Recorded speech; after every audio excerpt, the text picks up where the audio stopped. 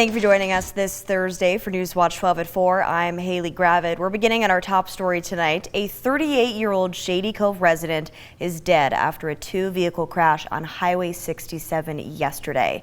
Oregon State Police say Jamie Davenport made a left turn on a motorcycle in front of a car that was traveling through a green light near milepost 7. Vicky Kuras of Medford operated the car and could not stop the collision. Davenport was critically injured and pronounced dead after being transported to a local hospital. Kuras was not injured. The on-scene investigation caused the highway to be impacted for around 2 hours.